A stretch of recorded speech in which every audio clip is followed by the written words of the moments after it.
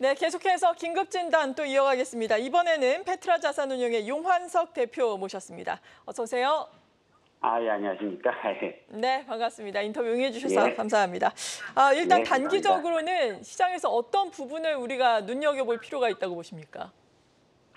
물론 이제 최근에 그 불확실성이 많이 증대한 것은 사실이고요. 그리고 주식시장의 특징은 이제 불확실성을 싫어하고 또 실제 불확실성이 줄어들면은 심지어 악재라고 해도 미리 반영되기 때문에 주식시장에는 충격이 많이 크지 않습니다. 그런데 최근 또 어제 또 이제 지난주에 급락한 것은 일반적으로 주식시장이 급락하는 이유는 그 예기치 못한 뭐 악재가 아니더라도 예기치 못한 이슈가 발생했을 때 보통 급락을 합니다.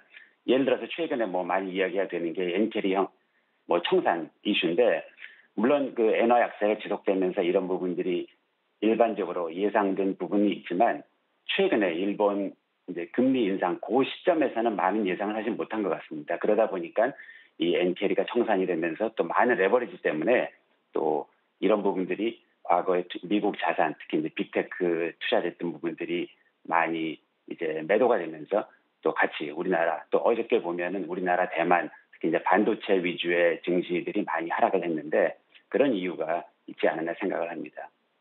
네. 그리고 앞서서 이채원 의장께도 여쭤봤는데 미 연준의 통화 정책 방향성에 대해서는 그 속도와 관련해서는 지금 스탠스의 변화가 있으신지 어떠신지 궁금하거든요.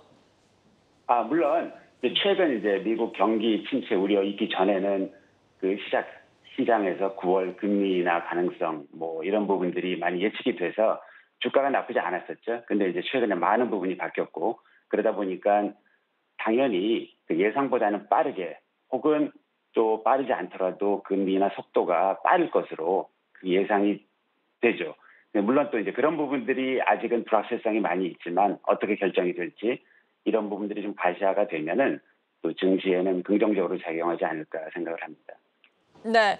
그리고 어제 오늘 중동발 리스크가 또 증권 시장에서는 크게 다뤄지지는 않고 있는데 여전히 이 리스크도 상존을 하고 있는 상황입니다. 여기에 대해서는 지금 어떻게 보고 계신지 의견을 주신다면 어떨까요?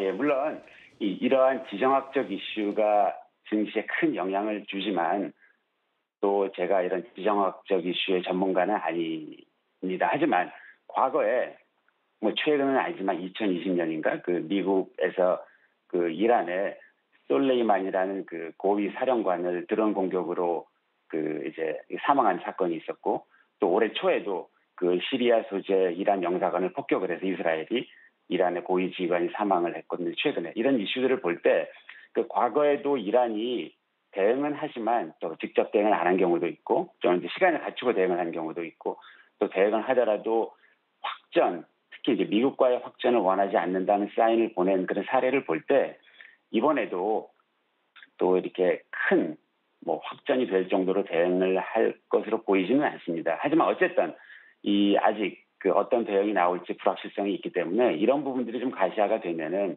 또 증시에는 물론 이제 긍정적으로 작용할 수 있는데 뭐 이 부분은 제가 이야기를 하지 않아도 뭐 만에 하나 크게 확전이 되면은 뭐 그런 부분은 당연히 큰 영향이 있겠죠. 네. 그리고 최근에 워렌 버핏이 애플을 매도했다라는 소식이 투자 심리를 냉각시킨 면이 없잖아 있다. 이런 소식도 들려오고 있는 상황입니다. 현금 비중을 늘려야 할지. 용한석 대표님께서 우리나라의 대표적인 또 가치 투자자 중에 한 분이신데 어떤 전략을 최근에는 가져가고 계신지 궁금하거든요. 예. 물론 이제 이런 워런 버핏이 사실 애플을 매도한 거는 뭐 2분기 뭐 5월, 6월 달이라 사실 이제 최근에 이런 기사거리가 나오고 바로 주가가 하락을 해서 뭐 이런 것을 예상을 했다 뭐 이런 이야기도 있는데 너무 확대 해석할 필요는 없는 것 같습니다. 이 애플에 대한 시각이 변화했을 수도 있고 또 애플 주가가 비싸고 또 이제 사실 그 버크셔 해더웨이 회사의 주식 포트폴리오를 보면은 애플 비중이 사실 거의 50% 가까이 40%가 넘는 비중인데 이런 부분을 조정하는 걸 수도 있고 해서 또 이제 워런 버핏의 특징이 이제 지난번에 그 코로나 발생 이후 바로 그 항공사 주식을 전량 매도했을 때도 보면은 그냥 생각이 바뀌면 바로바로 액션을 취하는 뭐 이런 스타일이라서 크게 뭐 확대 해석할 필요는 없고요. 그리고 또 한 가지 이제 워런 버핏은 규모를 볼 때 뭐 몇백 조, 몇십 조 이런 규모 주식 투자만 하기 때문에 그 기회하고 이 많은 개인 투자가들이 보는 기회는 당연히 차이가 있습니다. 그리고 그렇기 때문에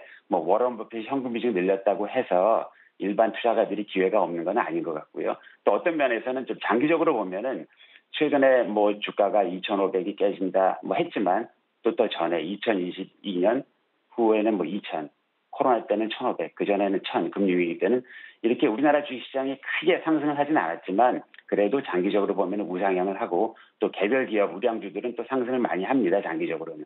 따라서 이제 최근의 급락을 장기적인 관점에서 우량한 회사를 저가에 매입할 수 있는 기회라고 생각을 하고 접근을 하면 물론 저희도 그렇게 접근을 하고 또 이 새로운 그 이제 앞으로 그 과거에 그 저가 이제 주가가 많이 상승을 해서 매입하지 못했던 우량주들을 매입할 수 있는 좋은 기회로 판단을 하고 있습니다. 네, 지금까지 페트라 자산운용의 용환석 대표였습니다. 감사합니다. 예, 감사합니다. 계속해서 다양한 경제 이슈를 알고 싶다면 구독과 좋아요, 알림 설정 부탁드립니다. AI 캐스터 권미정이었습니다.